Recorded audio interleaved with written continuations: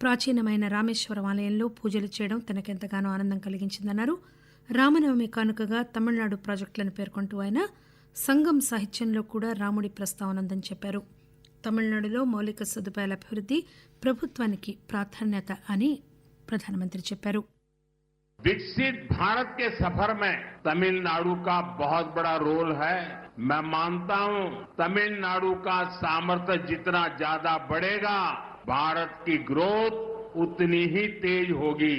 बीते दशक में तमिलनाडु के विकास के लिए 2014 से पहले की तुलना में 3 गुना ज्यादा पैसा सेंटर से दिया गया है.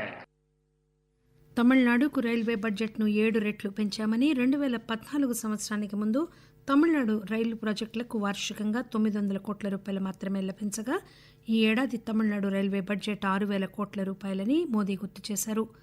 రామేశ్వరం స్టేషన్తో సహా 77 రైల్వే స్టేషన్లను రాష్టంలో ఆధునికీకరిస్తున్నామని చెప్పారు.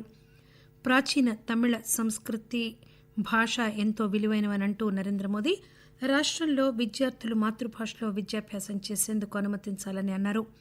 తనకు లేఖలు రాసే తమిళ రాజకీయవేత్తలు తమ సంతకాలను కనీసం తమిళలో చేయరని అంటూ తమిళ భాష గురించిన వివాదాన్ని ఆయన పరోక్షంగా విమర్శించారు.